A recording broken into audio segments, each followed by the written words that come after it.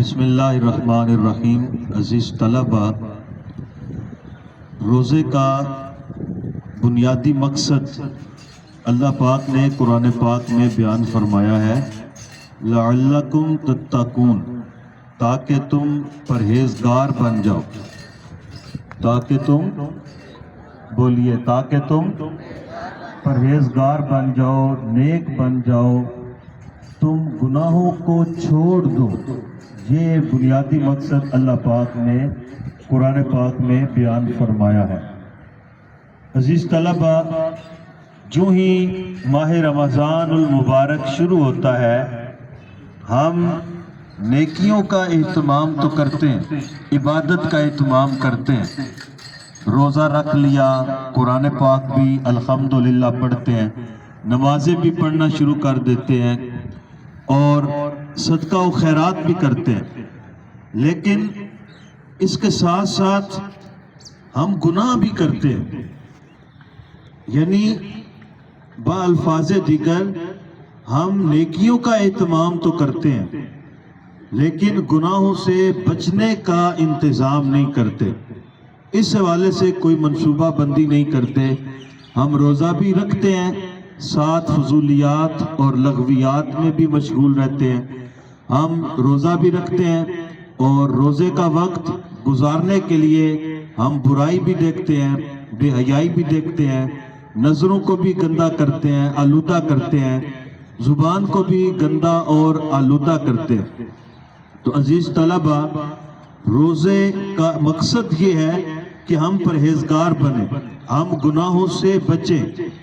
نبی کریم صلی اللہ علیہ وآلہ وسلم نے ارشاد فرمایا، من لم یدع قول الزور والعمل به فلیس للہ حاجۃ ان یدع طعامہ وشرابہ، کہ جو بندہ جھوٹ بولنا اور اس پر عمل کرنا نہیں چھوڑتا، یعنی روزہ ہے لیکن ساتھ ان گناہوں سے نہیں بچتا، تو اللہ پاک کو ایسی بھوک اور ایسی پیاس کی کوئی ضرورت نہیں ہے۔ پتہ چلا کہ بھوک اور پیاس وہی اللہ پاک کی بارگاہ میں پسندیدہ ہے جو بھوک اور پیاس ہمیں یہ تربیت دے کہ ہمیں اللہ تعالیٰ کا فرما بردار بندہ بننا ہے، اور صرف بھوک اور پیاس ہے اور ساتھ گناہوں کی بھرمار ہے، تو ایسی کیفیت اور حالت کو اللہ پاک ناپسند فرما رہا ہے۔ ایک اور حدیث مبارکہ سنیے، نبی کریم علیہ السلام نے ارشاد فرمایا، رب صائم لیس لہ من صیامہ الا الجوع، فرمایا بہت زیادہ روزے دار ایسے ہیں جنہیں اپنے روزے سے سوائے بھوک اور پیاس کے کچھ نہیں ملتا، یعنی صرف یہ ہے کہ وہ بھوکے ہیں، صرف یہ ہے کہ وہ پیاس سے گزر رہے ہیں، وہ یہ مشقت برداشت کر رہے ہیں، لیکن انہیں اور کوئی روزے کی برکت، روزے کا جو فائدہ ہے، روزے کا جو فیض ہے، روزے کی جو تربیت ہے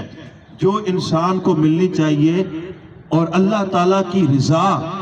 جس کا انسان طلبگار ہوتا ہے، وہ نصیب نہیں ہوتی۔ عزیز طلبہ، آج کے درس سے ہمیں یہ سبق ملا کہ روزے میں جہاں ہم عبادات کا اہتمام کرتے ہیں، وہیں ہم کوشش کریں گناہوں سے بچنے کا بھی خیال کریں، اور گناہوں سے بچنا ہی صبر ہے، یعنی گناہوں سے اپنے دامن کو بچانا یہ بھی صبر ہے۔